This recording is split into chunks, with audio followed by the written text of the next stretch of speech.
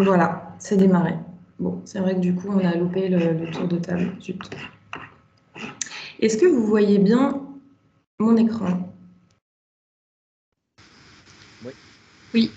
Oui, il n'est pas en diaporama, en revanche, je ne sais pas si... Ouais, là, c'est mieux? C'est bien. Parfait. Ok, top. Eh bien, bonjour à tous. Merci de votre participation, d'autant que c'était, comme on le disait un peu en introduction, on a organisé ce webinaire voilà, dans des délais assez courts. Donc, merci de vous être libérés pour participer. Donc, on va vous présenter ce qu'on a, le sujet sur lequel on a travaillé et les outils qui ont été produits dans le cadre du projet européen Turnkey Retrofit, avec un focus sur la maison individuelle et comment on peut faciliter, et si oui, comment peut-on faciliter la rénovation des maisons individuelles grâce au guichet unique en ligne. Rapidement, quelques petites règles de fonctionnement. Donc, le webinaire est enregistré. On vous diffusera évidemment l'enregistrement. Juste pendant que je présente, du coup, je ne vois plus les gens qui patientent en salle d'attente. Si Rachel ou Floriane, vous pouvez les faire rentrer. Oui, bien sûr. Merci beaucoup. Bon, dans l'optique de réduire un peu la bande passante, je pense que pendant la présentation, on peut couper les micros et les caméras. On les rouvrira au moment des échanges.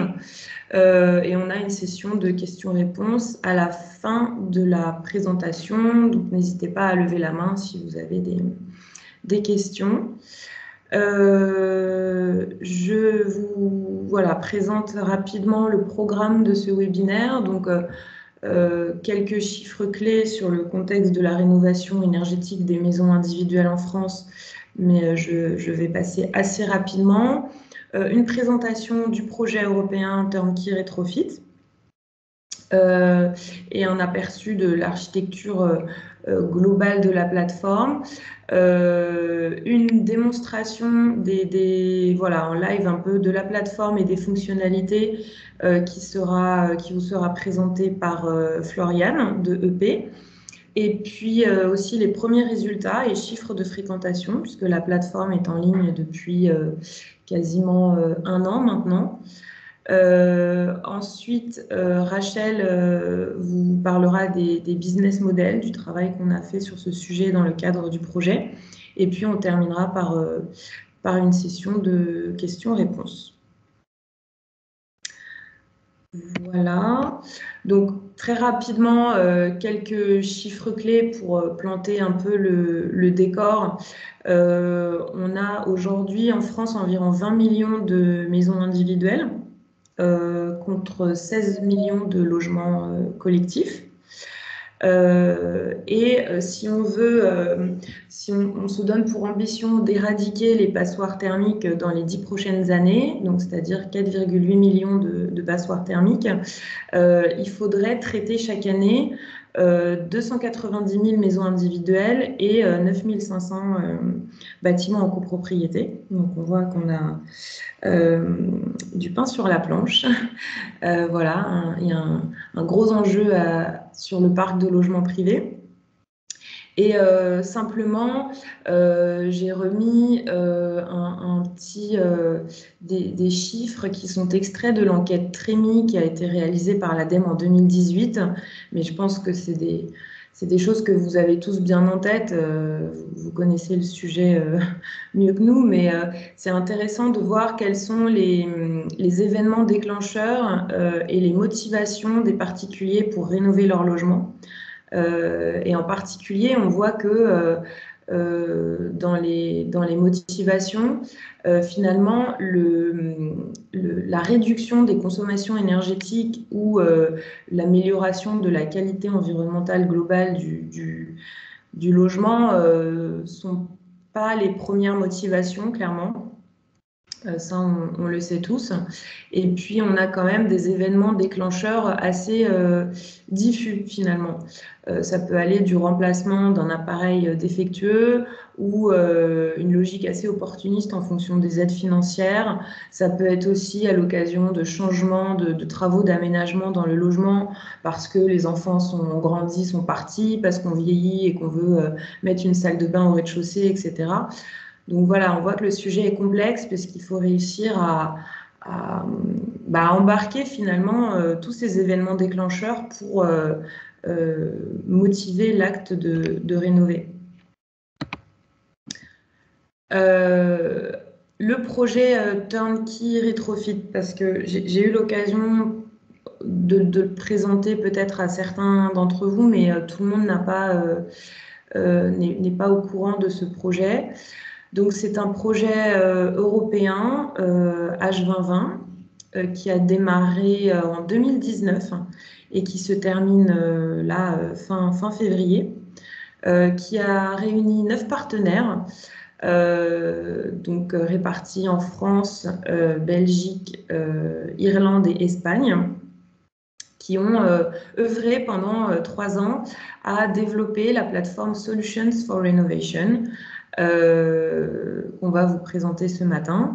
Et l'idée, c'était d'avoir un peu, de tester le concept de cette plateforme et de voir ce qui fonctionne ou ce qui ne fonctionne pas dans une optique de réplication en France ou dans d'autres pays européens. Vous avez ici la liste des partenaires, donc sont présents avec nous ce matin, EP et R2M. Alors le projet, concrètement, il vise à développer un guichet unique grâce à l'intégration de services qu'on va appeler briques et qui s'appuient sur des business models pérennes pour améliorer le processus de rénovation des particuliers. Donc voilà, comme je disais lors du tour de table, le CSTB est coordinateur de ce projet et on s'est appuyé notamment sur des partenaires régionaux privés, donc Operen, qui travaille sur l'accompagnement à la rénovation énergétique des copropriétés, EP, que Floriane vous a présenté en introduction, et R2M Solutions, représentée par Rachel.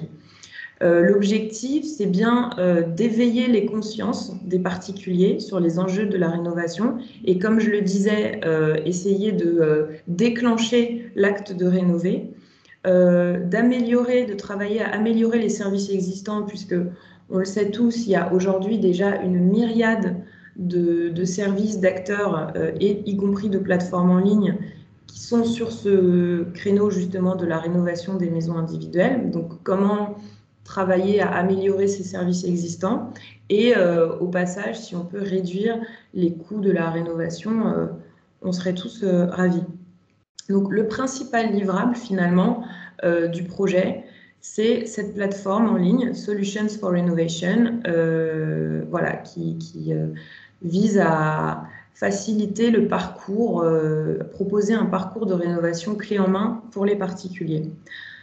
Comme je le disais, la version française est en ligne depuis octobre 2020 et on a aussi une version irlandaise et espagnole opérationnelle depuis la fin de l'année dernière. Voilà, donc en résumé, on veut transformer, en tout cas contribuer à transformer, désolé pour la slide en anglais, un processus de rénovation qui est aujourd'hui complexe, fragmenté, en un processus centré sur l'utilisateur et fluide, facile, qui intègre le maximum d'étapes possibles. Voilà, donc j'en ai terminé pour cette première partie d'introduction. Je vais passer la parole à Floriane qui va vous présenter petite démonstration de la plateforme. Merci. Du coup, on va enchaîner sur la démonstration de la plateforme. Comme vous l'aurez compris, on a développé durant le projet la plateforme Solutions for Renovation. qui va être relié donc, à 3 plateformes nationales pour les 3 pays. Donc, les 3 plateformes nationales, donc pour la France, nous avons Hiro. Pour l'Espagne, nous avons Reformaner et pour l'Irlande, nous avons Renovation Hub. Donc là, moi, ce matin, je vais vous présenter la plateforme Solution for Renovation, ce qui a été développé à l'intérieur et les outils disponibles sur cette plateforme-là. Et je vais vous présenter donc la plateforme française, donc Hiro.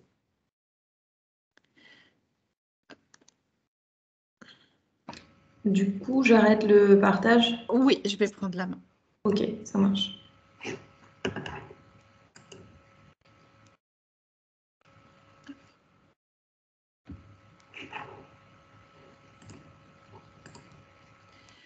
Donc ici, vous voyez donc Solution for Renovation. Donc il s'agit donc de la plateforme principale développée durant le projet Turnkey Retrofit. Sur cette plateforme, donc celle-ci a été déclinée en 3 versions. Donc ici, vous voyez la version française, mais en cliquant sur les différents boutons ici, vous allez pouvoir accéder aux plateformes irlandaises, donc ici, traduite en anglais, et la plateforme espagnole, donc bien évidemment traduite en espagnol. Donc là, moi, je vais vous présenter bien sûr la partie française. Donc, ce que vous allez pouvoir retrouver ici, c'est dans un premier temps donc, un certain nombre de contenus qui permettent de réexpliquer un petit peu le projet Turnkey, qui est derrière ce projet, quelles entreprises. Quelques informations sur la rénovation. Sur le processus de rénovation, d'ailleurs, je vous invite, si vous êtes un peu plus curieux, aller voir directement la vidéo qui a été faite dans le cadre de ce projet-là. Une FAQ, justement, sur quelques réponses aux questions qu'on peut se poser quand on a un projet de rénovation. Et des liens vers des fiches d'entretien que nous mettons à disposition et pour les utilisateurs. Il faut savoir que cette plateforme s'adresse à des particuliers principalement ou des personnes, que ce soit en maison individuelle, principalement pour la France, mais aussi pour des personnes vivant en copropriété. Sur la plateforme, vous allez retrouver 2 entrées principales. Donc, les 2 entrées sont pour la maison individuelle et pour le collectif. En cliquant, donc, par exemple, sur la partie maison individuelle, vous allez avoir 4 nouvelles entrées qui vont permettre d'être redirigées vers différents outils et vers différents contenus. La première, donc l'idée, c'est de répondre un petit peu aux besoins de l'utilisateur et te dire, en fonction de son étape et en fonction de sa maturité du projet, il va peut-être avoir différents besoins. Donc, la première réponse que l'on peut lui apporter, c'est par exemple, par quoi dois-je commencer quand je rénove? Je sais pas quoi faire, je ne sais pas ce qu'il faut faire, mais je sais qu'il y a un truc à faire. Donc, on va pouvoir cliquer ici et on va être redirigé donc, vers un outil qui a été développé durant le projet par le CSTB, donc qui s'appelle PunchDiag, et je vous ferai la démo juste après. Deuxième entrée, là pour le coup, je sais que je veux réduire directement ma facture énergétique. Donc là, on va rediriger vers un outil qui s'appelle le SmartDiag, qui permet de faire un diagnostic directement en ligne. Donc là, qui a été développé par EP et disponible sur Hiro. Ensuite, on va avoir la 3e entrée qui est plutôt je sais ce que je veux faire, par contre, j'aimerais bien savoir combien ça va me coûter.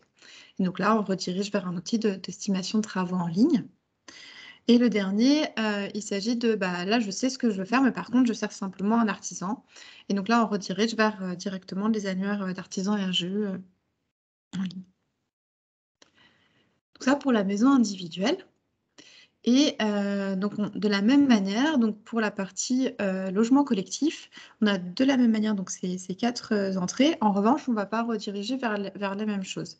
On s'est focusé principalement sur la maison individuelle pour la France et un petit peu moins pour la partie copro, sachant que en fonction des pays, on a des besoins différents.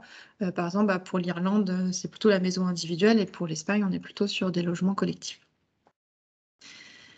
Donc pour la première, si on souhaite connaître les différentes étapes à suivre, donc là pour la copropriété, on va avoir différents outils de conseil, donc une boîte à outils qui va permettre de répondre à un certain nombre de questions. Hop. Si je souhaite analyser mon logement, là on va rediriger directement vers le PunchDiag, donc l'outil de diagnostic choc directement présent sur Solutions for Renovation. Pour la recherche de pro, on va faire directement le lien vers la plateforme FAIR. Et si on veut en savoir plus sur les aides financières, on a mis à disposition des fiches d'aide. Donc sans plus attendre, je vais passer directement donc, sur la démonstration du diagnostic choc. Donc le PunchDiag. Donc là, l'idée, ça va être de réaliser un diagnostic assez rapide en posant un certain nombre de questions aux particuliers et l'objectif, ça va être de se baser principalement sur son ressenti. Là, c'est pas de poser des questions très techniques, mais plutôt de savoir comment l'utilisateur se sent dans son logement. Donc, on va avoir 10 catégories de questions.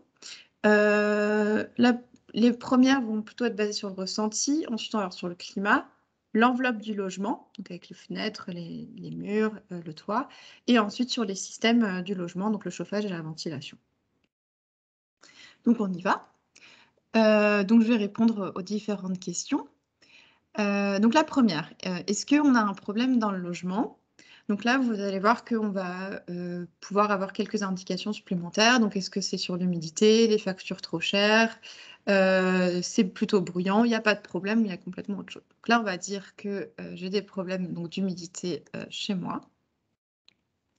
Ensuite, comment est-ce que je me sens? Est-ce que j'ai chaud, j'ai froid? Donc là, je vais dire que j'ai plutôt froid dans mon logement. Et on va demander un petit peu plus de détails. Donc, pourquoi est-ce que j'ai froid? Donc, par exemple, moi, je sens souvent des courants d'air, donc je vais cliquer ici. Ensuite, on va poser des questions sur le climat. Donc, est-ce que je suis plutôt dans une région où il fait chaud ou il fait froid? Donc là, admettons, je vais dire, il fait froid, plutôt froid en hiver. Ensuite, on va passer à l'enveloppe de la maison, donc, en démarrant par les fenêtres. Ici, je vais plutôt indiquer l'état de mes fenêtres. Donc là, plutôt mauvais état, moyen ou très bon état. Donc là, je vais choisir un état intermédiaire. De la même manière, on va me poser des questions sur l'isolation des murs. Donc du plus mauvais au meilleur état. Donc là, je vais choisir pareil l'état intermédiaire. Isolation du toit. Là, pour le coup, je vais dire que mes combles ne sont pas isolés. Sur le plancher bas, donc qu'est-ce qui se trouve sous mon plancher bas? Une cave ou directement sur terre-plein? Si je vais indiquer que j'ai une cave. Sur la mitoyenneté, donc là, je vais prendre une maison qui n'est pas mitoyenne. Et enfin, on va me poser des questions donc, sur mes systèmes. Donc sur le système de chauffage, donc si je suis plutôt satisfait ou pas du tout satisfait de mon système de chauffage, donc là, je vais dire que non. Et enfin, sur la ventilation, est-ce que j'ai un système qui est OK, j'en ai pas du tout, ou alors j'en ai un, mais je ne suis pas tellement satisfait. Donc là, je vais dire que j'en ai pas. Et je lance la simulation. Et donc, avec toutes les réponses aux questions que l'on a répondues précédemment, on va pouvoir établir un potentiel selon 4 critères, donc selon les économies d'énergie, le confort thermique, acoustique et la qualité de l'air. En fonction des réponses, on va mettre des jauges et donc pour estimer un potentiel de rénovation. Là, c'est vraiment de donner une indication plutôt générale à l'utilisateur sur ce qui est possible de faire chez lui. On lui indique, en fonction de ses réponses, des premiers éléments, qu'est-ce qu'il pourrait faire comme premiers travaux chez lui. Vu les réponses que j'ai fournies, évidemment, là, on est plutôt sur une rénovation globale. Et donc là, effectivement, on lui dit, voilà, vous avez un fort potentiel de rénovation dans votre maison. Et donc là, on l'invite ensuite à continuer son processus de rénovation en redirigeant notamment vers l'outil qui permet d'estimer ses travaux directement en ligne. Et donc là, on va rediriger directement vers une des plateformes nationales. Donc, pour bien comprendre, comme je disais, donc on a bien la plateforme générale, donc Solution for Renovation, qui va rediriger ensuite vers une des 3 plateformes nationales. Ici, pour la France, donc il s'agit de Hiro. Hop. Alors, je vais juste montrer, pardon, hop,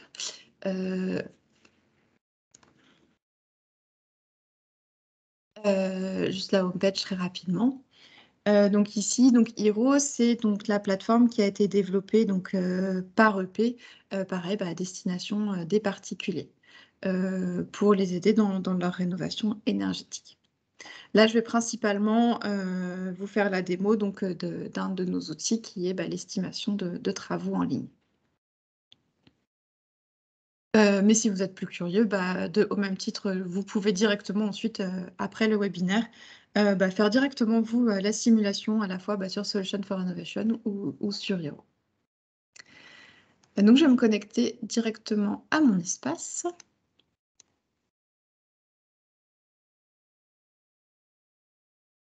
Et quand je me connecte à mon espace, j'ai directement accès à différents outils. Donc, l'estimation de travaux en ligne, le diagnostic de performance énergétique, donc, qui est lié à l'une des entrées que je vous avais présentées précédemment, un carnet numérique du logement pour retrouver toutes mes données et une estimation de dette financière en ligne. L'idée là, c'est que je vais vous présenter donc, le chiffrage travaux et puis après, par la suite, si ça vous intéresse, vous pourrez directement tester les autres outils. Donc, pour le chiffrage travaux, donc ici, donc je viens de réaliser un punch diag. Je suis intéressée pour faire l'isolation de mon toit, enfin plutôt de mes murs d'ailleurs, je vais prendre plutôt les murs. Mais par contre, je ne sais pas du tout combien ça coûte et si j'ai le budget pour. Donc, je vais choisir la catégorie isolation. Je vais prendre les murs par l'intérieur. Et donc là, je vais rentrer de nouveau dans un formulaire, mais par contre beaucoup plus précis. Et là, un peu plus technique, évidemment, vu qu'on va parler de chiffrage. Donc, je vais poser quelques questions donc, sur le projet. Donc, le matériau des murs actuels, donc béton ou bois, je vais dire béton. La finition désirée, là, je vais plutôt choisir du placo. Et la surface à isoler. Je vais dire à 50 mètres. Est-ce que mes murs sont déjà isolés? Je vais indiquer que oui. Le nombre de radiateurs que je vais devoir déplacer, on va dire 5. Si ce sont des radiateurs à eau ou électriques, je prends d'électrique. Et là, je vais choisir où est-ce que je décide de faire mes travaux. Donc là, je vais dire que je vais faire dans ma maison de vacances à Pornic. Et là, donc l'utilisateur va pouvoir avoir son estimation en ligne. Donc, on va plutôt donner une fourchette. Parce que l'idée, ce n'est pas de se substituer au devis du professionnel, mais plutôt de donner une première idée, une première estimation au particulier, histoire qu'il puisse se projeter dans son budget de travaux. Et donc là, on va indiquer qu'il va devoir payer entre 4 000 et 5 500 euros. On lui donne un peu plus de détails sur ce que l'on a chiffré à l'intérieur. Donc typiquement ici, la fourniture est pose, les déposes de radiateurs, dépose de l'isolant. Bien sûr, ce devis pourrait être vu à la hausse et à la baisse en fonction des qualités des matériaux.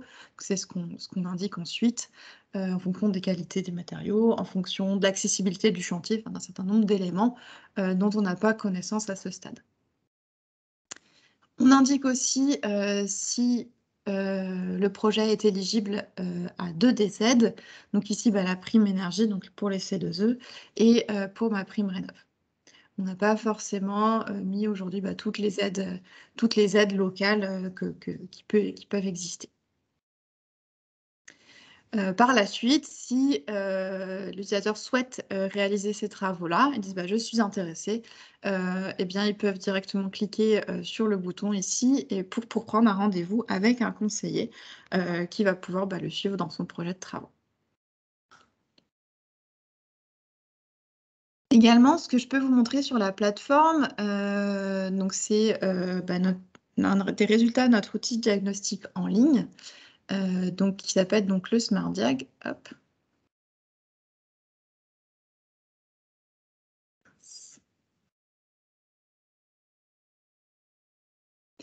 Hop. Et donc, je ne vais pas vous refaire la démo parce qu'il s'agit d'une quinzaine de questions et ce serait un petit peu lourd pour vous. Mais néanmoins, je peux vous montrer déjà le résultat.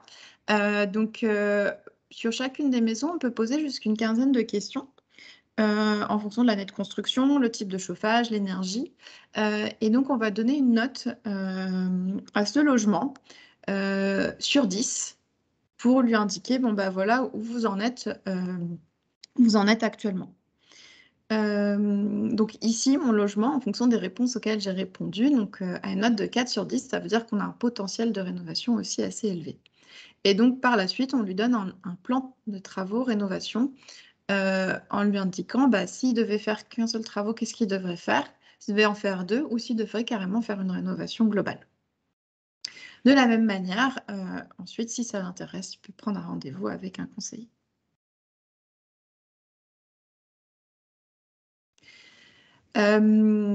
Cette partie plan de rénovation donc, est disponible pour la partie française donc, sur Hiro et une partie, un plan de rénovation a été développé spécialement aussi sur l'outil Solution for Renovation pour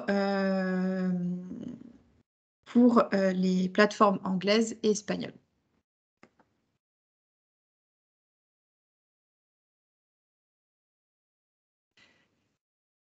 Donc pour la partie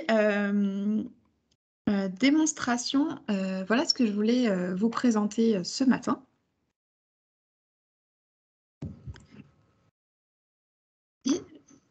Merci Floriane.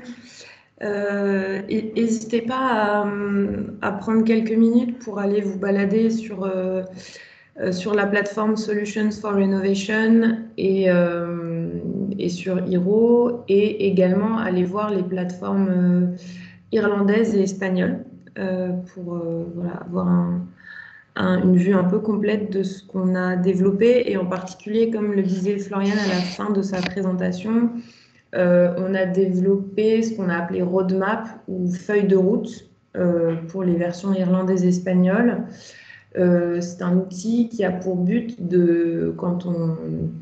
comme on vise une rénovation globale des maisons individuelles, mais qu'on est bien conscient que les gens n'ont pas forcément l'envie ni les ressources financières de se lancer dans des travaux de grande ampleur d'un coup. L'idée, c'est de les aider à séquencer les travaux dans le temps pour au moins que ce soit logique techniquement et éviter l'apparition de pathologies. Donc, c'est d'essayer de garder les gens dans un élan de rénovation en les aidant à séquencer leurs travaux dans le temps, un peu à la manière de ce que vous a présenté Floriane à la fin du Smart Diag, où on a plusieurs scénarios de travaux qui vont jusqu'au plus complet, quoi. Voilà. On va pouvoir passer à la partie business model qui va être présentée par Rachel. Et puis ensuite, on pourra échanger et vous pourrez poser vos questions. Merci Caroline. Du coup, je démarre la présentation sur mon ordinateur ou c'est toi qui la diffuse? Ah, ok, sur mon ordinateur. Je n'avais pas prévu ça. Alors, sinon, je peux la repartager et tu peux demander le contrôle. C'est bon? Ok. Ouais. Tac.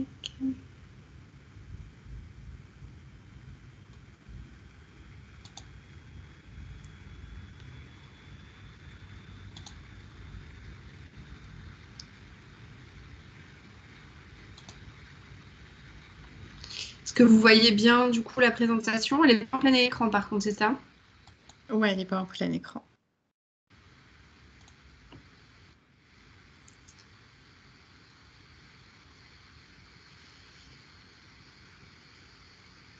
Ok, bon, ça ne marchera pas.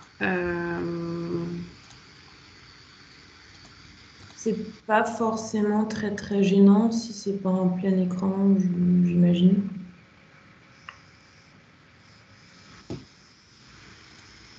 Ou alors je présente et je fais défiler. Ouais, je ne l'avais pas téléchargé sur mon ordinateur. Je pensais que c'était tout depuis ton ordinateur. Je m'excuse. Non, mais t'inquiète, je la... Hop. Ok, super. Donc voilà, donc très rapidement, voulez-vous aussi vous aborder les aspects business model de ces guichets uniques de rénovation. Donc on ne va pas rentrer dans tous les détails du processus d'élaboration de ces... Il y a une slide juste avant, Caroline. Merci beaucoup. Donc cette première slide, en fait, pour vous exposer donc, la proposition de valeur de ces guichets uniques. Donc c'est vraiment d'offrir une solution clé en main aux clients avec un parcours vraiment de A à Z maîtrisé sur la plateforme, ce qui permet une meilleure communication et voilà, un meilleur partage des connaissances et aussi idéalement minimiser le risque des erreurs en fait quand tout est centralisé sur ces plateformes-là. Donc ensuite, sur la slide suivante, on voulait vous présenter donc ce slide-là qui est le modèle de business model pour les guichets uniques, qui est appelé le business model de la fusée, ou alors en fait on peut appeler ça aussi les plateformes multiparties, où en fait l'idée c'est d'attirer sur une même plateforme deux types de clients utilisateurs. Donc sur la slide suivante, on voit donc du coup ces deux catégories d'utilisateurs qu'on attire sur la plateforme. Donc le côté A qui sont les consommateurs, donc propriétaires d'un logement individuel ou d'un appartement dans un immeuble. Et côté B, du coup, ce sont donc les producteurs de services et donc là, ce sont les artisans, ceux qui vont réaliser les travaux sur la plateforme. Donc vraiment, l'idée de ces plateformes, c'est d'attirer ces deux parties des utilisateurs sur la plateforme. Et pour que le lancement d'une telle plateforme fonctionne, il faut vraiment qu'il y ait à la fois des utilisateurs, des propriétaires de logements et aussi des artisans. Donc ensuite, la plateforme contient un algorithme qui permet de mettre en contact ces deux types d'utilisateurs quand il y a une demande et une offre. Et ensuite, la plateforme est faite de telle sorte qu'elle permet de relier ces deux types d'utilisateurs pour qu'ils puissent échanger des informations et puis ensuite avoir une transaction. Donc c'est le cœur de la plateforme d'avoir ces paiements en ligne. Et enfin, voilà, un aussi des objectifs de ces guichets uniques, c'est vraiment d'optimiser ces liens entre ces deux types d'acteurs pour rendre vraiment les échanges fluides entre ces deux petits acteurs et vraiment qu'il y ait une expérience la plus fluide et agréable possible. Donc sur la plateforme, sur la slide suivante, Caroline, voilà. Ce qu'on peut voir dans ce projet européen, c'est qu'on a mis en place ces guichets uniques, ou en tout cas des parties de ces guichets uniques dans 3 pays, en France, en Espagne et en Irlande. Et pour que vous compreniez bien le contexte, donc en France, ce guichet unique a été mis en place avec un partenaire donc, privé, EP, qui avait déjà une plateforme de guichet unique et donc le projet Turnkey Retrofit est venu ajouter certaines briques à ce guichet unique, certaines fonctionnalités. En Espagne, le travail s'est fait avec une association nationale qui proposait déjà un service de rénovation intégrée, mais ce service n'était pas encore informatisé, donc le projet a servi à impulser l'informatisation de ce service. Et en Irlande, c'est également aussi avec une association nationale qu'on a travaillé, mais ce sont les membres de cette association qui proposent des services de rénovation intégrés. Donc on va voir dans la slide suivante ce que ça a impliqué un petit peu sur les business models.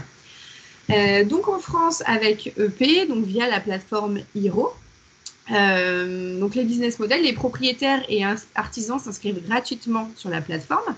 Et en fait, la plateforme assure un courtage de certificats d'économie d'énergie avec les services Hiro et donc les subventions sont versées par les fournisseurs d'énergie. Alors qu'en Espagne, donc les propriétaires ont accès librement au guichet unique. Certains services additionnels sont payants. Et les artisans payent un coût pour devenir membre de cette plateforme-là. Et puis, ils payent un autre montant lors de la réalisation des travaux. La plateforme aussi se rémunère via des publicités sur la plateforme. Et un des leviers qu'ils utilisent pour attirer les utilisateurs sur la plateforme, donc c'est pas encore tout à fait en place, mais c'est les aides du gouvernement qui devraient être entièrement gérées via cette plateforme Reforma-NR de notre partenaire. Et en Irlande, donc ils sont basés sur un modèle freemium. Donc Solution for Renovation en fait mettra en relation les services existants de tous les membres de l'association donc IGBC avec ces données publiques. Donc, si vous voulez aller voir, donc quelques services sont déjà en ligne sur le Renovation Hub. Voilà. Donc, qu'est-ce qu'on a appris de la mise en place de ces business models? Donc, je vais faire encore très rapidement parce que on avait prévu un petit slot sur ce sujet, mais si vous êtes intéressé pour avoir plus d'informations sur le sujet, des rapports ont été publiés où on a un business model ou un webinaire spécifique sur les business models, mais en anglais. Donc, ce qu'on a appris, ce qui est important, c'est de créer des partenariats avec des entités locales. Donc, soit pour nous développer ces business models en France, en Irlande ou en Espagne, mais aussi en tant que guichet unique. Il est important d'avoir un ancrage local, d'avoir des personnes physiques qui peuvent répondre au téléphone, relancer, cadrer le projet, en plus de la plateforme informatique. Sur la slide suivante, voilà. Donc, ce qui est important aussi, c'est trouver un moyen d'impulser les ventes. Donc, en France, on a vu qu'il reposait sur les CE.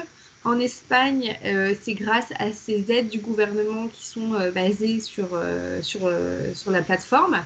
Et on voit qu'en Irlande, on est toujours en train de chercher cette manière vraiment d'impulser les ventes et c'est-à-dire d'attirer les consommateurs sur la plateforme. Dans la slide suivante, donc un des points clés dans notre business model, donc on a mis en place ces outils de business model Canva et toute une sorte d'outils pour définir notre business model, et on s'est rendu compte qu'un des points clés, c'était vraiment de bien connaître les coûts de publicité et de développement commercial. Donc, le coût d'attraction des clients sur ce guichet unique. Donc, voilà, donc on a travaillé sur le référencement naturel, Google Ads et potentiellement après des campagnes presse, radio ou médias conventionnels.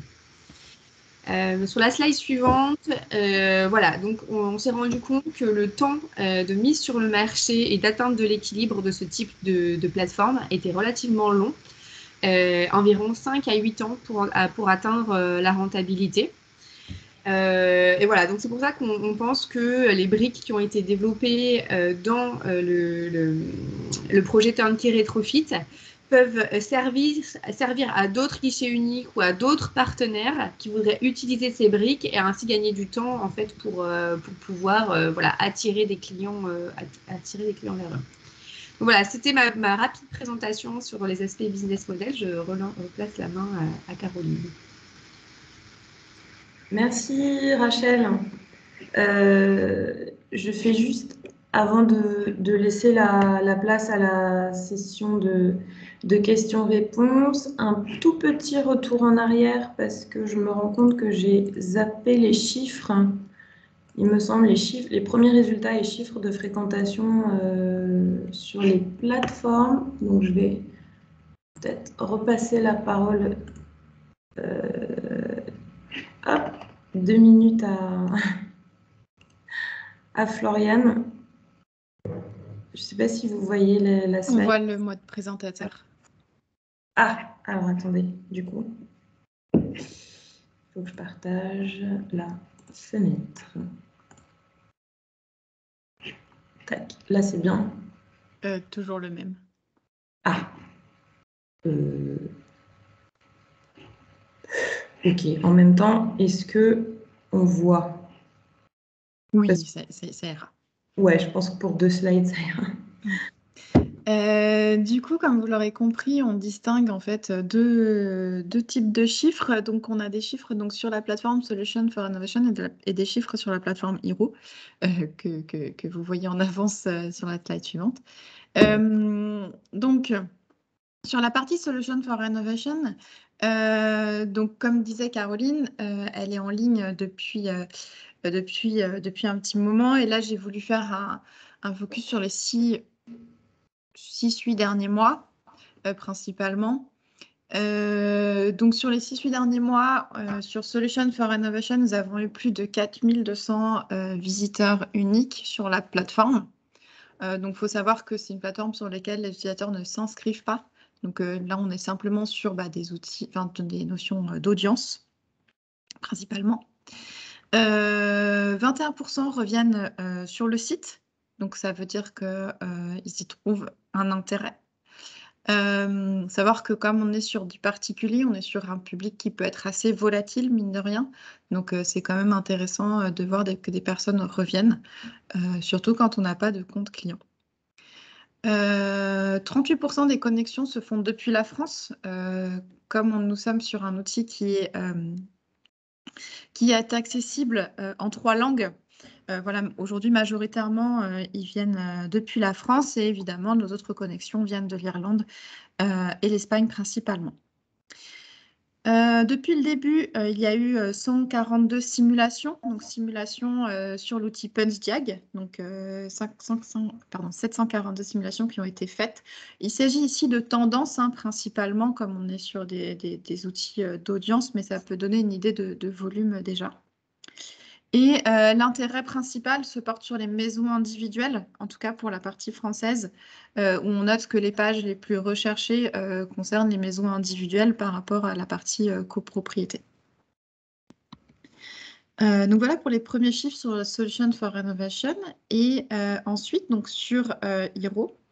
Donc là, en termes de fréquentation, on a eu à peu près, donc sur la même période, donc sur les 6-8 derniers mois, un peu plus de 120 000 visiteurs uniques, un peu plus de 4200 inscriptions donc sur le site et pour un total un peu plus de 5000 simulations. Donc sur la partie donc visiteurs uniques, on en a un peu plus parce que du coup, on est sur une stratégie de contenu assez importante. Donc, vous allez pouvoir retrouver, donc là, c'est plutôt des stratégies d'acquisition de trafic digital. Mais donc, tous les contenus autour de l'année rénovation nous permettent, on va dire, de récupérer pas mal de visiteurs liés aux recherches qui sont faites dans Google. Au niveau des inscriptions, nous on note qu'il y a une forte croissance depuis décembre donc, sur le site principalement. Et sur les simulations, donc on est à la fois sur les simulations sur 3 outils que nous avons. Il s'agit donc de l'estimation de travaux, donc celle dont je vous ai fait la démonstration précédemment, sur l'outil de diagnostic en ligne et sur l'estimation d'aide également en ligne. Donc voilà les chiffres en tout cas de fréquentation des 2 plateformes. Top, merci, merci Floriane. Et juste les dernières étapes, là on est vraiment sur la fin du projet, donc on est en phase d'évaluation, c'est-à-dire qu'on recueille les retours des utilisateurs et des experts. Donc on doit terminer ce travail, rendre le rapport d'évaluation fin février. Donc si vous êtes partant pour tester la plateforme, pour nous faire un retour en tant que professionnel, en tant qu'expert, il est encore temps de le faire, je dirais, d'ici la fin de la semaine, tout début de semaine prochaine. Et auquel cas, n'hésitez pas à nous faire signe et on peut vous envoyer la trame, parce qu'on a une trame un peu type de questionnaire pour les experts, et puis on peut convenir d'un rendez-vous téléphonique. Et le rapport final du projet sera diffusé, rendu fin mars. Et voilà, on en a fini pour la présentation. Merci pour votre attention. Et donc, on peut passer maintenant à la session de questions-réponses. et d'échange. N'hésitez pas à lever la main, voilà, si vous avez une question.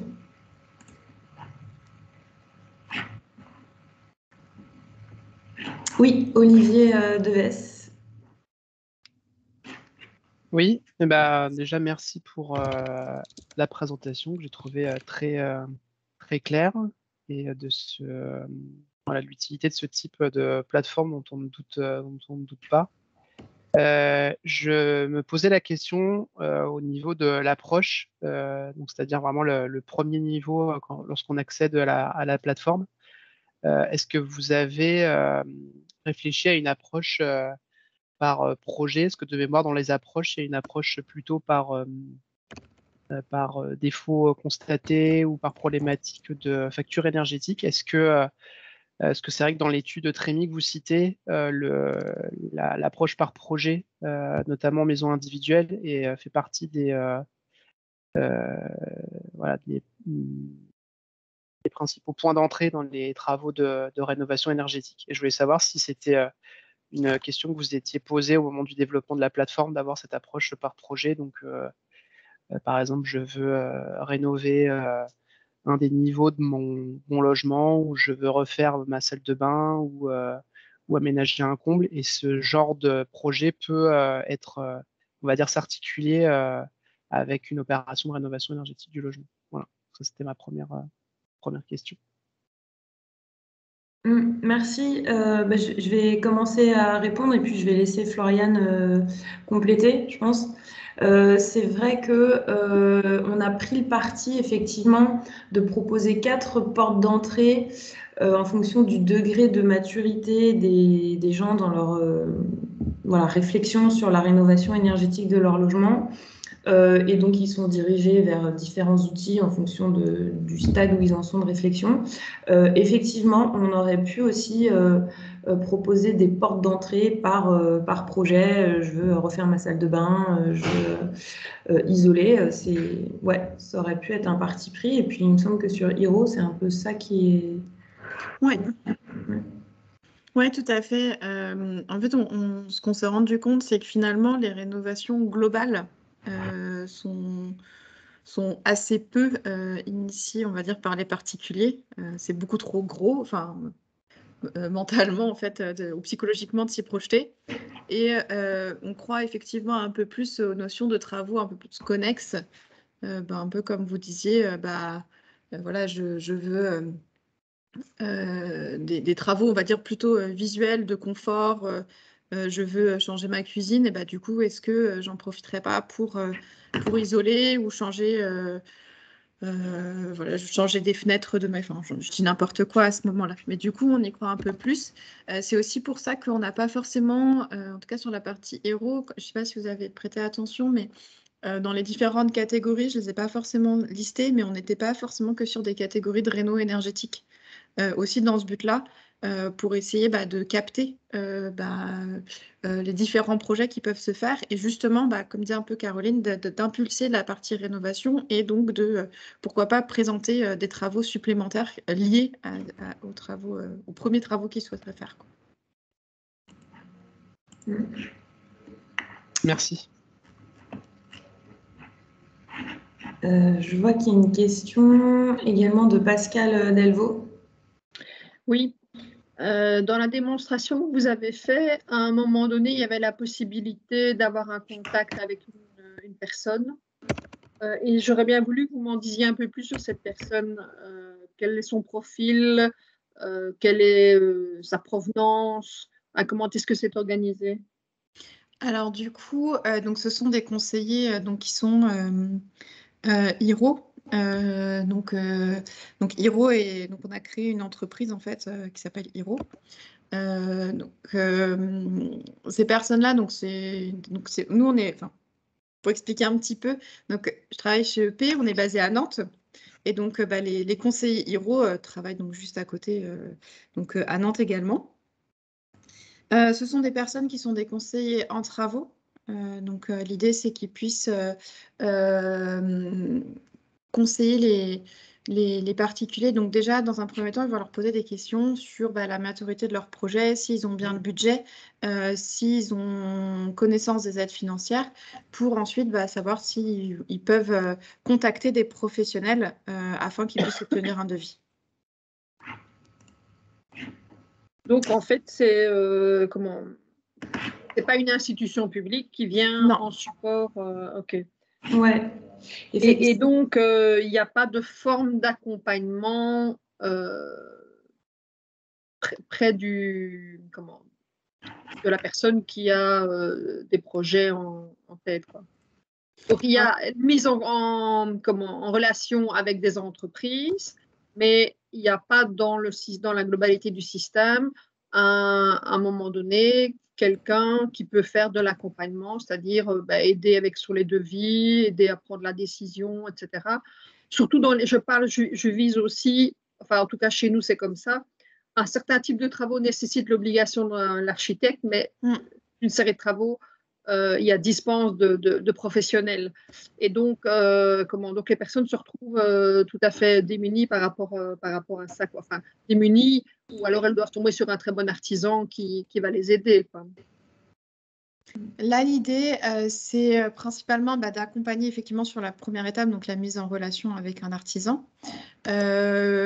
On peut accompagner un petit peu sur les devis, mais effectivement, c'est extrêmement chronophage. Et donc, comme l'expliquait un petit peu Rachel, d'un point de vue business model, ça prend énormément de temps. Et comme le service est gratuit, on ne peut pas se permettre de passer trop de temps, on va dire, sinon on ne pourrait pas avoir de conseillers de notre côté.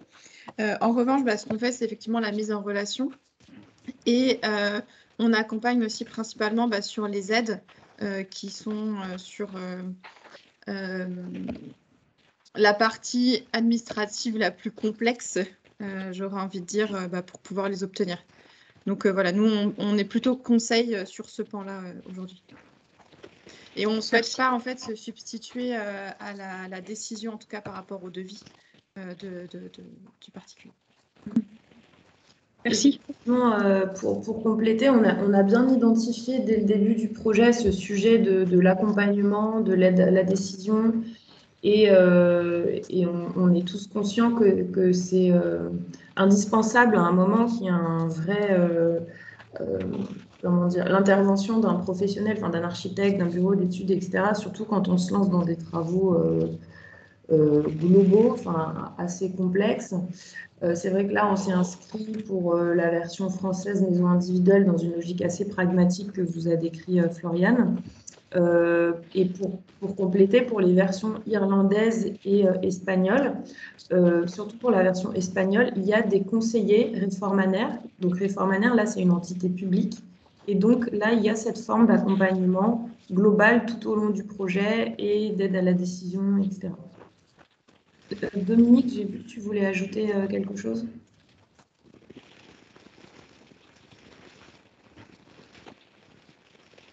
Non.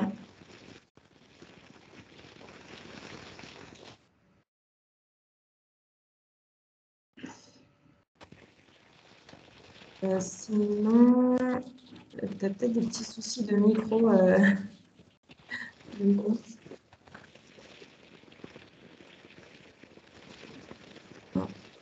Sinon, j'ai vu les questions de Julien Baudou et Roland Ruiz. Donc, je vais passer la parole à Julien Baudou.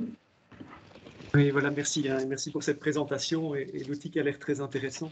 Je reviens brièvement sur donc cette personne de contact qui est possible à un moment donné pour orienter, entre guillemets, si j'ai bien compris, les personnes qui arriveraient sur Hiro. Est-ce que cette personne concrètement est disponible aussi pour parce que tout est en ligne forcément et tout est censé être fait par la personne en elle-même, donc j'imagine que c'est assez simple pour ça, mais il y a des questions qui semblent quand même assez plus complexes. Est-ce que cette personne est disponible là aussi pour remplir les documents et aider à compléter ces informations reprises sur les différents simulateurs, ou c'est uniquement en cas de nécessité à la fin où on peut la recontacter pour pouvoir un petit peu aller plus loin dans la démarche? Vous voulez dire donc principalement sur...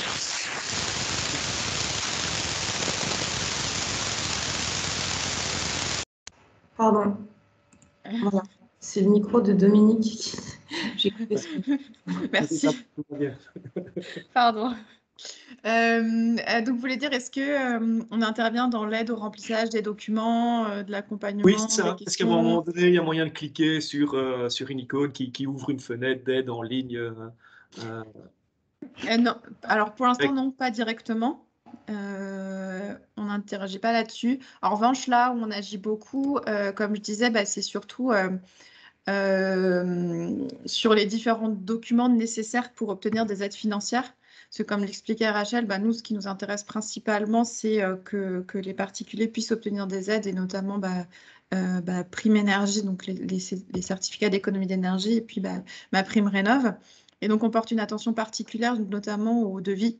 Donc, on peut réceptionner les devis aujourd'hui pour vérifier que toutes les mentions nécessaires pour obtenir les aides sont présentes dessus, que les produits qui vont être posés sont conformes également pour obtenir les aides, que l'artisan également est bien qualifié pour obtenir ces mêmes aides-là. Donc on intervient plutôt dans ce cadre-là. D'accord. Et ça m'amène justement à la deuxième question. C'est très bien au niveau de la sélection des artisans ou des entreprises qui participent ici avec Hiro, je suppose. Comment elle se fait à ce niveau-là? Est-ce qu'il y a, je suppose qu'il y a des chartes à un moment donné ou quelque chose en ligne comme ça pour permettre aux entreprises d'intégrer la plateforme entre guillemets? Comment se fait aussi, parallèlement à ça, le modèle de demande de devis finalement? Est-ce que les entreprises ont accès à une espèce de plateforme où tous les devis arrivent, ou est-ce que c'est juste une liste que les personnes contactent à un moment donné? Et alors, dernière question par rapport à ça, est-ce que vous avez un retour ou un accompagnement par rapport à ces mêmes entreprises-là? Premièrement, pour savoir ainsi un petit peu comment ça se passe de leur côté, notamment au niveau des travaux réalisés, parce que j'ai vu que vous aviez pas mal de sondages au niveau des personnes qui sont venues visiter le site, mais je n'ai pas vu, en tout cas dans votre présentation, de retour sur les travaux qui avaient été effectivement réalisés ou pas. Et alors justement, par rapport aussi à cette montée en compétence des entreprises, ou ces aides aux entreprises qui peuvent, je parle de formation ou d'autres choses, qui peuvent les aider aussi dans ce cadre-là. Est-ce qu'il y a un appui aussi au niveau des entreprises? Ok, je vais essayer de reprendre toutes les questions, il ne faut C'est un peu pas complexe. hésiter. Merci. Donc déjà, principalement pour les professionnels du bâtiment, donc on a une application qui est dédiée. Donc, je n'ai pas fait la démonstration aujourd'hui. Mais on a un outil donc, dédié pour les professionnels, donc un autre outil qui s'appelle Maxime. C'est pas le même nom, la même marque, si vous voulez, pour les pros et pour les particuliers. Donc Maxime, MAX2EM. Donc cette plateforme permet donc, aux professionnels du bâtiment de s'inscrire en ligne. Justement, c'est un accompagnateur donc, qui permet à la fois de gérer les primes de leurs particuliers, si jamais les particuliers ne font pas directement les demandes de primes en ligne, mais également de réceptionner les demandes, comme vous disiez, des demandes de devis.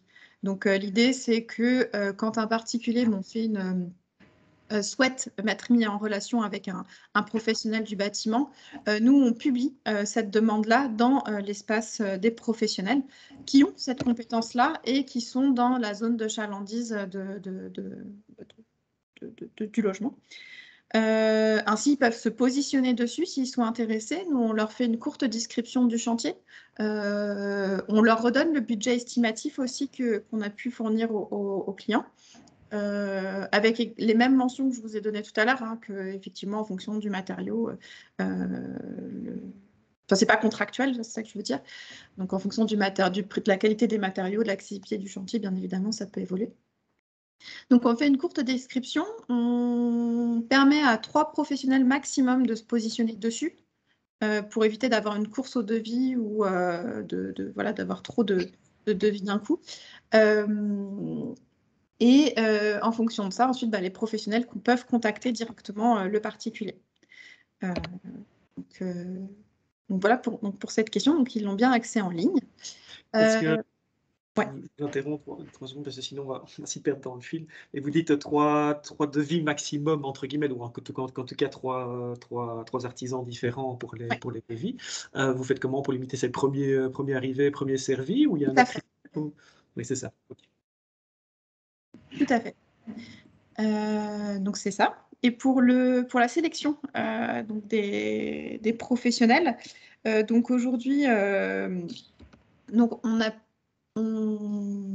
dès qu'un professionnel s'inscrit, nous on vérifie un certain nombre de documents auprès des professionnels, que ce soit leur CABIS, les santé financières de l'entreprise, les certifications qui sont présentes. Même si pour obtenir des aides, on n'a pas forcément obligé d'être forcément, ou pour tous les travaux, on n'a pas forcément besoin d'avoir une certification. Néanmoins, on la vérifie pour certains travaux.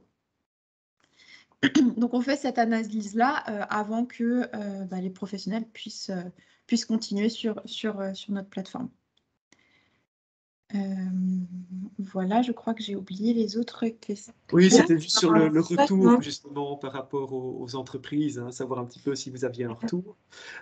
Si à un moment donné, est-ce qu'il y a des risques à un moment donné que les devis ne soient pas remis et que les personnes se détournent à un moment donné du coup de cette plateforme-là ou de ce chemin-là et aillent via un autre chemin ou pas forcément le bon. Donc voilà, donc ça c'est une autre question. Et oui, est-ce que les entreprises vous communiquent des retours par rapport à ça, notamment au niveau des travaux réalisés, au niveau de ce qui a été fait, ce qui n'a pas été fait, s'ils ont eu un suivi du client par rapport à leur devis. Oui, savoir un peu comment ça se passait de cette façon-là. Oui, mais c'est une très bonne question parce que c'était un des écueils qu'on avait pu y avoir avant, il y a 3 ans, de ne pas avoir ce genre de retour-là. Si on fait uniquement de la mise en relation. Là, l'intérêt, c'est que comme on gère également les primes énergie, on est obligé de connaître si les travaux ont été réalisés, par qui, pour pouvoir faire le suivi de bout en bout. Donc, de fait, maintenant, nous avons un retour sur les devis qui ont pu être signés, si les travaux ont été réalisés, afin ensuite de pouvoir continuer l'instruction du dossier.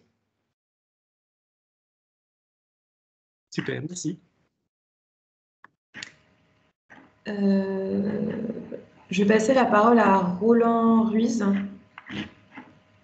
Oui, bonjour. Du coup, si je comprends bien, vous êtes un délégataire C2E. On n'est pas structure délégataire, on travaille avec des obligés. Travailler avec 2 obligés. OK. Et du coup, là, est-ce que vous avez... Enfin, j'ai un peu du mal, hein. Franchement, je suis assez dubitatif sur ce que j'ai vu ce matin. Vis-à-vis de la neutralité du service, vis-à-vis... voilà, je pense que les territoires qui sont présents, que ce soit en Wallonie ou en France, l'objectif, c'est de faire de la rénovation globale et pas de faire du lot par lot. Et d'aller chercher toutes les aides, bien sûr. Donc, ma prime rénov, on n'en a pas du tout entendu parler. On ne sait pas comment les gens sont en contact avec ça et comment ils vont les chercher. Moi, un délégataire C2E, j'en ai un. Si tu veux, des simulations, j'en fais 3000 sur Grand Chambéry alors qu'on n'est que 160 000 habitants. Et des primes, on en sort 5 à 600 par an. OK. Quid de la rénovation globale et performante? Quid de l'accompagnement? Quid oui, ils ont trouvé son RGE. OK, super. Effectivement. Enfin, j'ai vraiment du mal. Des plateformes comme ça, il y en a au moins 25 en France. Enfin, à minima, quoi. Et tous les territoires français, ils portent une page internet de simulation, d'accompagnement, de comment il faut s'y prendre. Franchement, j'ai du mal à comprendre l'articulation et comment vous vous articulez avec le programme SAR et comment vous vous articulez avec France Rénov. Enfin, j'aimerais comprendre. Alors, si je peux apporter un premier élément de réponse, le projet Turnkey Retrofit, il a démarré il y a 3 ans. Il y a 3 ans, on ne parlait pas de France Rénov. On parlait des PTRE. Oui, non, mais je suis d'accord, mais ce qui explique aussi pourquoi on en est arrivé à ce stade à la fin du projet, c'est aussi qu'on a répondu à l'appel à projet de la Commission européenne il y a 4 ans. Donc le contexte de la rénovation énergétique dans les maisons individuelles, il bouge très très vite et sûrement que si on lançait ce projet aujourd'hui, on ne le prendrait pas du tout par le même bout que ce qu'on a pris il y a 4 ans. Donc ça, c'est déjà une chose. Et ensuite, comme je le disais en introduction, et je vais laisser, je pense, Dominique compléter, et Yann aussi. J'ai vu que Yann Persson était là de EP. Le but du projet Turnkey Retrofit, c'est vraiment de développer, comment dire, une preuve de concept, enfin de tester une version de plateforme avec des outils, des fonctionnalités, et c'est pas du tout de se supplanter à ces services existants, et c'est pas du tout de marcher sur les plates-bandes des services comme FAIR, SAR, etc. Et au contraire, s'il y a des briques, des outils qu'on a développés dans le projet Turnkey, dont on voit qu'ils sont hyper utiles pour embarquer les gens dans un processus de rénovation, nous, l'idée, c'est qu'après, derrière, on puisse les plugger à ces services publics, les implémenter. Enfin, voilà, on était dans une logique assez pragmatique de voir ce qui fonctionne, ce qui ne fonctionne pas, pour massifier la rénovation. Et encore une fois, au sujet de la rénovation globale, on est tous d'accord que dans l'idéal, il faudrait faire des rénovations globales. On essaye au maximum à travers nos outils d'embarquer les gens dans cette logique. Après, encore une fois, on fait tous le constat que c'est compliqué pour tout un tas de gens et pour tout un tas de raisons. Est-ce qu'il vaut mieux les perdre dès le départ en essayant de leur imposer une rénovation globale ou essayer quand même de les embarquer dans un processus de rénovation, quitte à ce que ce soit du lot par lot? Je vous avoue que la réponse, voilà, elle est pas évidente. Je ne sais pas si Yann, Dominique, Yann, vous souhaitez compléter? Dominique, tu veux commencer ou tu veux que je commence?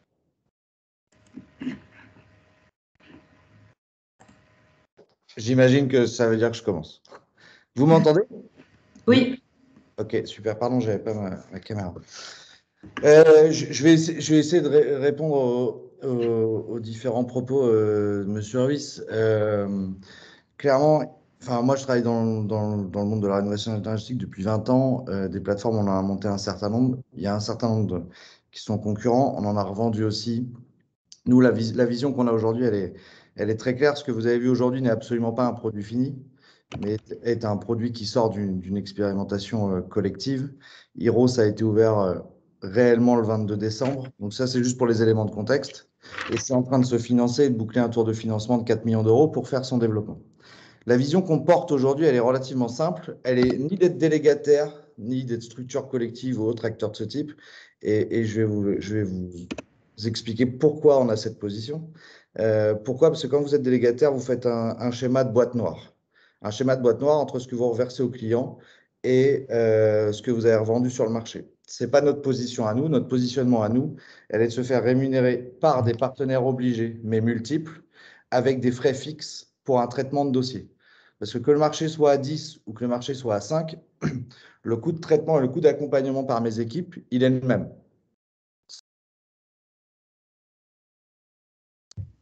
On ne vous entend plus.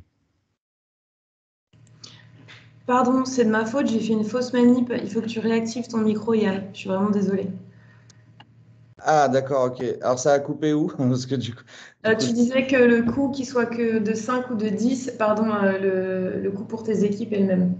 Voilà, donc ça c'est le premier angle, parce que je tiens surtout pas à ce qu'on soit positionné comme vu comme un délégataire ou un mandataire ou tout ce que vous voulez. Nous, là, on va lancer un appel d'offres auprès de plusieurs énergéticiens pour avoir plusieurs énergéticiens par région, et avec une dimension de communication, avec une rémunération fixe et transparente pour l'ensemble des parties. Parce que ce que je disais, c'est que pour moi, l'un des principaux freins à ce marché, c'est le manque de transparence. Le manque de transparence sur les aides, sur les commissions, sur qui fait quoi, sur le coût des travaux, sur le coût des matériaux. Voilà. Donc ça c'est le premier angle. Le deuxième angle, c'est que après avoir accompagné un peu plus de 130 000 chantiers en 10 ans, ma lecture du marché, c'est la suivante, c'est que les rôles doivent être bien définis et clairement définis, et je ne crois pas à des offres totalement intégrées. En tout cas, ce n'est pas le chemin, d'autres le font, mais ce n'est pas le chemin que nous, on emprunte. On estime aujourd'hui que un client doit être accompagné et mis en relation avec les personnes compétentes, que ce soit avec des acteurs publics ou avec des acteurs privés, mais sans que nous, on touche de rémunération. En revanche, là où il y a pour moi une friction dans le parcours d'un client, c'est comment on l'accompagne sur son dossier de financement. Et là, Il n'y a pas grand monde qui est capable de répondre. Pourquoi? Parce que les énergéticiens vont s'occuper essentiellement de la prime C2E. Parce que des acteurs publics ne peuvent pas prendre position sur les offres privées. Donc, je pense que ça, c'est réglementaire. Donc, nous, notre objectif, et par rapport à ce que vous avez vu tout à l'heure, le fait qu'on traite la prime C2E, ce qui est affiché facialement sur le site, c'est vrai. Ce qu'on commence et ce qu'on a testé, parce qu'il faut faire attention au volume aussi en termes de qualité de service, c'est de monter les premiers dossiers prime rénov'. Et donc, ça va rentrer effectivement dans le périmètre de l'offre affichée sur le site sous quelques semaines. Et la troisième brique sur laquelle on travaille, c'est l'offre bancaire pour ne parler que de reste à charge. Ça, c'est donc le deuxième niveau. Et effectivement, l'objectif est d'avoir une expérience unifiée sur le processus du montage du dossier de financement. Le troisième point que vous disiez, effectivement, cette logique de rénovation globale, comment on l'aborde? Oui, clairement, c'est plus simple de commencer par du lot par lot. À la fois d'un point de vue, c'est pas vraiment d'un point de vue accompagnement et montage du dossier, c'est plus d'un point de vue technologique dans la manière de construire un produit qui permette de venir appliquer plusieurs lots, potentiellement de les étaler dans le temps, mais de se donner une vision globale de où on va. Donc ça fait partie des prochains. C'est pour ça que je prends la parole, parce que Florian ne pouvait pas dire tout ça, mais ça fait partie de nos prochains développements. C'est comment on construit, et brique par brique, le plan de rénovation et comment on le suit dans le temps.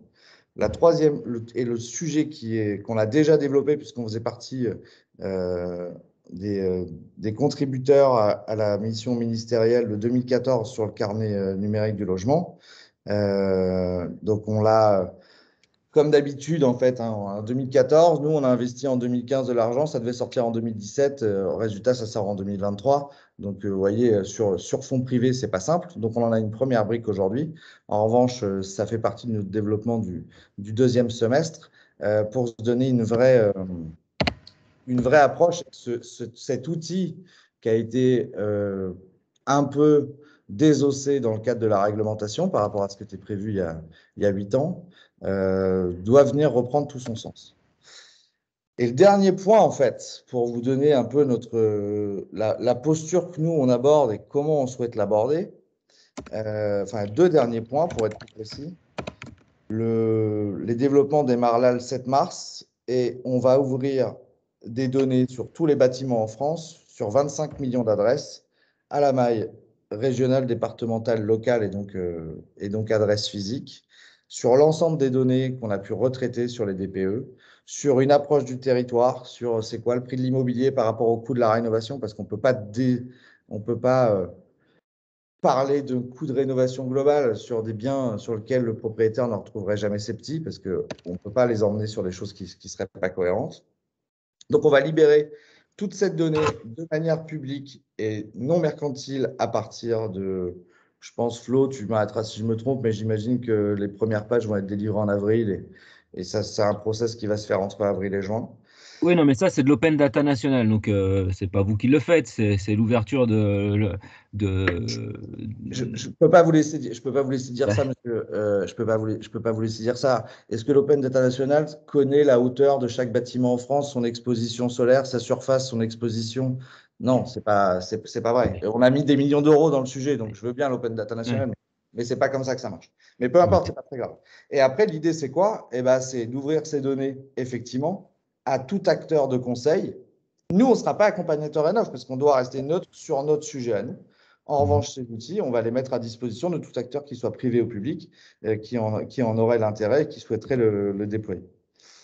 Donc voilà notre stratégie. Après, elle vous semble peut-être pas cohérente. Enfin, en tout cas, voilà ce que je peux vous donner et vous donner un peu de visibilité sur notre positionnement. Merci Yann. Ce que je vous propose, Roland, c'est qu'on prenne un autre temps peut-être pour échanger, parce que je suis preneuse de poser un peu le sujet avec vous Bien sûr. en aparté du webinaire. J'ai vu qu'il y avait une question de Luc Bézina également. Ouais. Je ne voulais pas être désagréable parce que vous nous avez invités à cette présentation. Elle était très intéressante, notamment les outils. Mais je suis sur la ligne de mon collègue de Chambéry. Et nous, acteurs publics, on est inquiets. J'ai eu l'occasion de m'en ouvrir à M. Cacavelli. Parce que l'inquiétude que l'on a, mais bon, vous développez un outil, on peut encore peut-être modifier certaines choses, mais c'est que votre action, comme celle d'autres acteurs, viennent troubler la lisibilité du parcours, sachant que nous, acteurs publics, on délivre, comme vous le savez, un conseil neutre et gratuit, qu'on n'est pas aussi performant, je parle pour Nice, sur le plan informatique et sur le plan des outils, mais que nous, tous les jours, on est sur le terrain, on est dans les chaufferies, on est sur les toitures, on discute avec les gens, et le travail que vous avez systématisé, informatisé, nous, on le fait en vis-à-vis.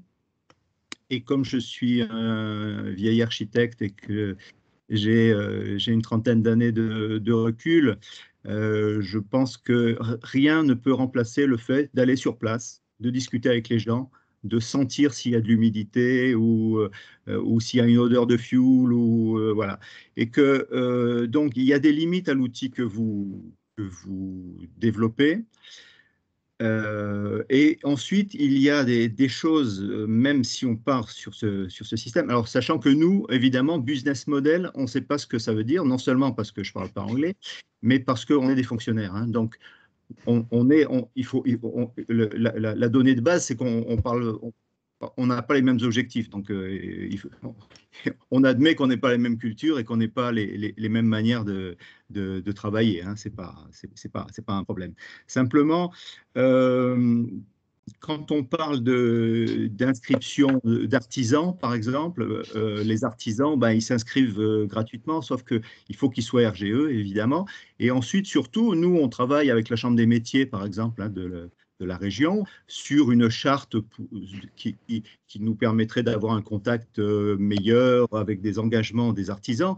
Mais là aussi, je ne veux pas être le rabat-joie de service, enfin, encore que Roland Ruiz ait pris un peu le rôle déjà, mais c'est un artisan, il faut contrôler la qualité de ce qu'il fait. Vous ne pouvez pas dire, vous venez, vous vous inscrivez, et puis vous restez là, même si il y a des retours négatifs. Donc nous, tout le travail que l'on fait aujourd'hui avec la Chambre des métiers, c'est de savoir comment nous, acteurs publics, on peut contrôler un acteur privé qui est un artisan, qui a notamment accès eh bien, à son conseiller général, au maire de sa commune, etc. Et que nous, fonctionnaires, on a du mal à dire ben, « Monsieur, vous avez mal fait votre boulot, donc on vous retire de la liste ». Donc ça, c'est un point délicat que vous devrez aborder pour la crédibilité de votre outil. Ensuite, bon, vous parlez d'estimation des travaux, ça, c'est jamais vrai, donc c'est un risque d'être à côté de la plaque. Bon. Et ensuite, enfin, je ne vais pas être trop long, mais je pense qu'effectivement, on parle de rénovation globale, que si on veut atteindre des objectifs, nous, on nous a fixé des objectifs énormes. Le Conseil métropolitain a triplé les objectifs du plan climat qui a été validé quelques mois avant. Donc, le travail, on va le faire de manière massive avec nos propres modes d'intervention. Et l'objectif, c'est ça. Hein, comme on dit au foot, et pour ceux c'est un des rares mots en anglais que je connais, c'est le money time. Le money time, c'est à quel moment on fait des travaux et ces travaux sont efficaces énergétiquement et permettent d'avoir des économies réelles en diminution, en émissions de gaz à effet de serre. Donc, je pense qu'il y a plusieurs...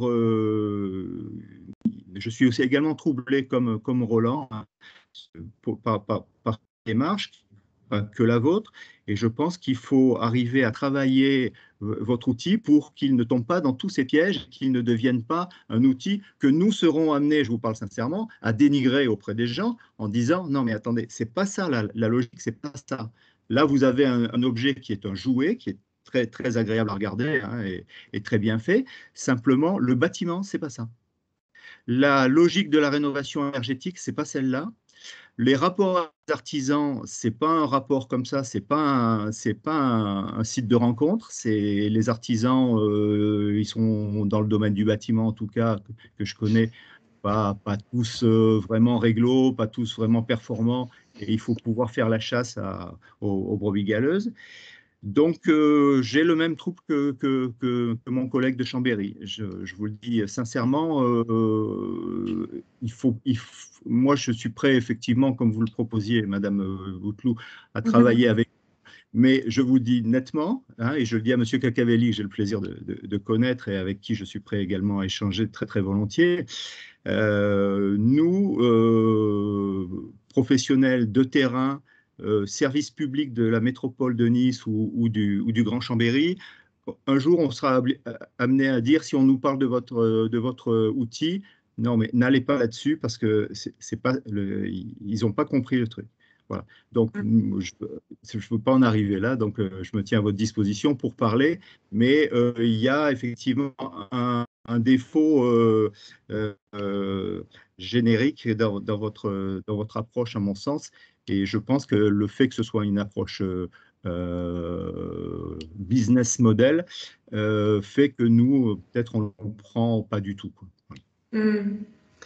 Alors, je comprends complètement votre position et pour être très franche, on s'attendait en organisant ce webinaire à être un peu chahuté. Et on a bien conscience des limites des limites de ce projet. Simplement, quand vous dites vous n'allez pas recommander ce service, soyons tous très, très transparents. Solutions for Renovation, une fois que le projet européen va se terminer, plus personne ne se connectera à cette plateforme, honnêtement. Après, le service Hiro proposé par EP, qui est une entreprise privée qui développe son service, comme Yann l'a expliqué, oui, ça va continuer à exister, comme tout un tas d'autres plateformes privées qui existent en France et qui proposent des relations avec des artisans. Ça, on n'a pas, je dirais, ces deux mondes complètement séparés. Là, le but du projet Turnkey, encore une fois, c'était vraiment de tester des fonctionnalités, des outils. Et Solutions for Innovation, ce n'est pas un service public qu'on va lancer officiellement et qui va continuer. Ça va s'arrêter là. Et simplement, on va capitaliser sur le retour d'expérience pour voir ce qui a fonctionné, pas fonctionné, etc. Après, juste sur le sujet de la qualification des artisans et le retour, je laisserai peut-être EP compléter à la fin parce que je sais qu'il y a un système de retour, etc., des utilisateurs et que les artisans sont, entre guillemets, éjectés de la plateforme au bout d'un moment si il y a trop de particuliers qui signalent des problèmes ou quoi que ce soit. Et enfin, sur l'aspect digital qui ne peut pas remplacer le contact humain et la visite du bâtiment, etc., je suis complètement d'accord avec vous. Pour moi, c'est deux logiques complémentaires. C'est-à-dire, encore une fois, l'utilisation des outils qu'on propose sur cette plateforme, c'est complémentaire du fait d'un accompagnement, d'une visite, d'un vrai audit, etc.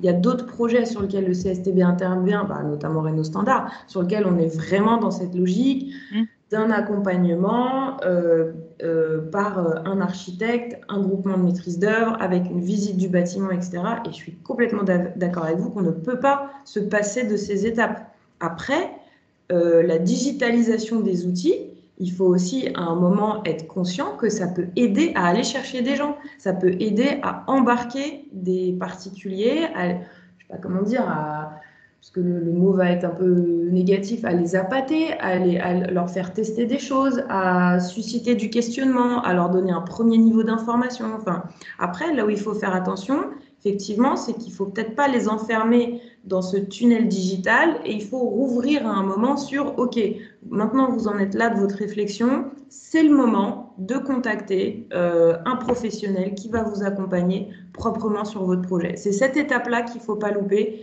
je suis d'accord avec vous.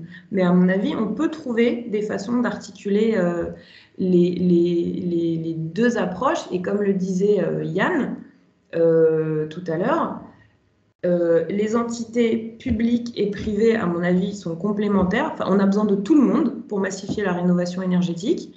Et on a besoin à la fois de ce contact humain et des outils digitaux. Il ne faut pas non plus se passer de ça. Et à mon avis, on ne sera pas de trop tous à œuvrer pour enfin réussir à accélérer la rénovation énergétique des logements.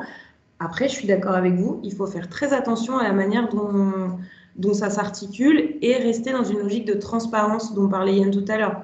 C'est quand on est un acteur privé, on le dit, quand on est un acteur public, on le dit. Enfin voilà, il faut que les gens ils sachent à tout moment à qui ils ont affaire, quoi. C'est très juste. Moi, ce que j'aurais juste complété, c'est qu'il y a vraiment, pour moi, une grosse difficulté, c'est que vendre du lot par lot, ça fait des travaux qui sont faits et qui malheureusement vont être déduits du prochain audit quand les gens vont faire autre chose. Et ils n'arriveront pas du coup à atteindre suffisamment de performance dans leurs travaux et ils vont passer à côté des aides. Ça, c'est un fait. Donc, c'est vendre des choses qui vont défaire ce qu'on essaye tous de faire, c'est de la rénovation globale et performante, puisque si on recommence à faire... voilà, mais l'État arrête de faire tout ça. C'est-à-dire que le montant des C2E baisse sur le lot par lot et va essayer d'augmenter sur la réno globale. Ça veut dire qu'effectivement, ce que tu dis sur les professionnels et leur qualification et le suivi sur chantier, ben maintenant, effectivement, il va falloir faire des audits et de plus en plus. OK. Donc, mais voilà, faut pas recréer des outils qui vont reperdre les gens alors qu'on essaie de les focaliser. Voilà. Il y a aucune mention sur les aides autres, il n'y a aucune mention sur les revenus, il n'y a aucune mention sur les aides qui sont mises en place par les collectivités. Enfin voilà, vous avez fait du travail pendant 4 ans, c'est super. Et effectivement, aujourd'hui, il faut en faire un bilan et trouver une articulation. Quand on parle de... Voilà, moi, j'utilise Casbah d'Énergie Demain et Citer. Monsieur Persson, là, oui, bien sûr qu'il y a de la donnée qui va servir à faire le carnet numérique et vous n'êtes pas le seul à l'avoir travaillé. Et moi, je l'ai eu gratuitement. Et voilà, enfin... Et tu as complètement raison. Il faut tous qu'on travaille ensemble pour faire de la rénovation. C'est clair et net. Mais avec des artisans locaux, avec des coûts de chantier qui sont complètement différents, même d'une ville à l'autre. Enfin, moi, j'ai un territoire, les coûts de chantier, ils ont pris 35%. Une rénovation énergétique chez moi, c'est 130 000 euros, hein, une rénovation performante. On fait 300 km, une rénovation performante, c'est 60 000 euros. Bon, voilà. On est dans un besoin d'individualisation de l'accompagnement. Oui, on peut avoir une plateforme qui présente, réfléchissez à comment vous allez faire. Mais quand je vois les pubs EFI, je vous mets une PAC, et ben franchement, moi, ça me fait hurler. Voilà. C'est pas ça de la rénovation, et c'est pas ça de la rénovation performante. Merci à vous. Merci. Mais on prolongera les échanges. À la limite, si ce webinaire a pu servir à provoquer des réactions vives et susciter le débat, moi j'y vois plutôt un élément positif. Je vais prendre une dernière question et puis après on va s'arrêter parce qu'il est déjà 11h07. Monsieur Vetter, vous souhaitiez intervenir ? Oui, absolument. Alors, moi, je pars de mon constat. J'ai les mains dans le cambouis, quoi, hein, comme d'autres. Et effectivement, alors plusieurs choses. Effectivement, à partir du moment où on laisse faire un certain nombre de travaux sans être dans le global, une fois que ces travaux ont été réalisés, on ne reviendra pas en arrière là-dessus. Et en général, quand les gens ont fait ont eu cet acte de faire des travaux, que ce soit des petits ou des grands, ils s'arrêtent pour les 15 prochaines années. Et en fait, à la sortie, le bilan énergétique global sur la France, il sera catastrophique. Alors, je sais très bien qu'on ne peut pas faire de la rénovation globale partout, je le sais. Néanmoins, c'est un vrai problème et ça, je crains que la communication publique ou des pouvoirs publics en général, a fortiori les travaux à 1 euro, c'est à peu près la catastrophe organisée. Et on se retrouve avec ça sur les bras. Enfin, il y a des choses qui, à mon sens, on devrait les interdire, mais c'est un problème un peu différent. Ça n'a plus grand-chose à voir avec votre site. Excusez-moi. Alors, je reviens juste sur... Ce sont des points de détail, mais qui, à mon avis, à la fin, font la différence sur le fait que les travaux ont lieu ou n'ont pas lieu, sont vendus ou ne sont pas vendus. L'estimation des coûts de travaux. Effectivement, c'est quelque chose d'assez compliqué en soi. D'un territoire à l'autre, il y a une différence phénoménale, il n'y a aucun doute. Maintenant, je ne sais pas comment ces calculs ont été implémentés. Alors, par exemple, on a pris cet exemple, 50 mètres carrés d'une surface à isoler en ITI. Très bien. Bon, j'ai pris ma calculatrice, on était sur un budget de 3 000 €. Enfin, je vous fais pas les déductions et tout ça. Ça veut dire 60 € hors taxe du mètre carré. Et puis, alors, on bouge des radiateurs. OK. Bon, là-dedans, on sait très bien que sur un mur, il n'y a pas... Enfin, sur 50 mètres carrés, vous allez rencontrer autre chose que l'alimentation des radiateurs. Donc, il va y avoir des prises de courant, des choses comme ça. En plus, en général, c'est plutôt hydraulique qu'électrique. Donc, ça pose encore d'autres problèmes. Mais effectivement, on a le choix. Mais encore une fois, il faut être assez précis. Et je pense qu'il vaut mieux mettre une marge de sécurité automatiquement là-dessus que de sortir des chiffres qui, à la fin, quand on les compare au premier devis qui arrive, même si vous en avez 12, vous avez l'impression qu'en fait, tout le monde est en train, excusez-moi, de vous entuber en disant « Mais non, mais attendez, le moteur de calcul, il nous a dit ça, donc c'est ça la vérité. » Et la vérité, elle n'est pas là. Et économiquement, sur 50 mètres carrés, avec ce que vous proposez et le coût final, quand vous avez déposé des plaintes, reposé les plaintes après avoir monté votre cloison et après avoir isolé, que vous avez fait les modifications électriques, que vous avez repeint, que vous avez fait des reprises de plâtrerie, je suis désolé, c'est impossible d'arriver à ces tarifs-là. C'est pas possible, ça ne marche pas. Donc, le fait que sur la base des données que vous avez, on ne puisse pas faire des calculs extraordinaires, ça me paraît normal. C'est un outil informatique et c'est pour donner une idée. C'est tout à fait normal. Mais par contre, je pense qu'il ne s'agit pas non plus de faire peur aux clients avant même qu'ils commencent, aux potentiels clients, mais il faut renchérir ces prix parce qu'en fait, ça ne marche pas. Quand vous arrivez derrière, on vous dit non mais en fait vous vous rendez pas compte, mais vous êtes trop cher. Alors après, encore un petit détail sur vous avez parlé de clés en main. Alors là je me permets de faire un petit bémol. Je suis par ailleurs, en dehors du fait d'être architecte, je suis aussi contractant général, donc je vends des projets clés en main. Et clés en main, c'est un peu différent de ce que c'est pas avoir tout le process devant soi, c'est vendre une prestation complète. Et là-dedans, je vous dis ça parce que je parle maintenant au niveau assurantiel, c'est assez différent. Quand je vends un projet clé en main, je le vends avec une dommage ouvrage, avec une tout risque chantier, avec une garantie de parfait achèvement. Et tout ça, ça a des coûts. Des coûts assurantiels. Par contre, j'ai des clients qui sont couverts plus que n'importe qui d'autre. Et puis, ils ont surtout la garantie d'avoir un seul interlocuteur et du coup, les choses se passent très bien. Voilà, tout ça, c'est des... Alors, juste attention à la notion de clé en main, c'est un métier un peu différent. Voilà. C'était juste pour faire ces quelques observations, mais je crains que ce petit détail qui est ce chiffrage automatique ne soit néfaste pour le premier qui prend le dossier en main, parce qu'il sera probablement à côté de la plaque, quoi. Merci. Ok, bah merci pour ces retours. Je pense que ça sera... alors, comme je vous disais, le projet Turnkey Retrofit touche à sa fin, mais en tout cas, on est justement dans la période où on doit faire le retour d'expérience du projet et les leçons apprises, et ça sera diffusé publiquement. Donc ça, c'est sûr que, par exemple, toutes les objections et les questions que vous avez soulevées lors de ce webinaire, ça sera très utile pour nous pour enrichir justement ces leçons apprises et si ça peut guider d'autres initiatives derrière. Voilà, je remercie aussi beaucoup donc Floriane et Yann d'avoir participé à ce webinaire, parce que je pense qu'ils savaient bien en arrivant qu'ils allaient être un peu chahutés. Donc merci de vous être prêtés à l'exercice. Je pense qu'au final, c'est positif pour tout le monde. Faut juste qu'on trouve une manière. Bon, je vais finir sur un truc hyper consensuel, mais je pense qu'il faut juste qu'on trouve voilà, des manières intelligentes de travailler ensemble et dans une logique de transparence, en effet. J'ai l'impression que fondamentalement, on a quand même tous à cœur d'aider les gens à rénover leur logement, donc on devrait y arriver. En tout cas, si le projet peut servir à soulever ces questions et à mettre les gens en relation, ça sera déjà positif. Voilà, et donc à votre disposition pour continuer à discuter voilà, par téléphone, par mail, via d'autres projets par la suite, etc. Et merci beaucoup à tous.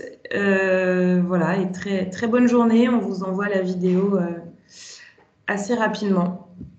Merci beaucoup. Au revoir. Au revoir. Au revoir.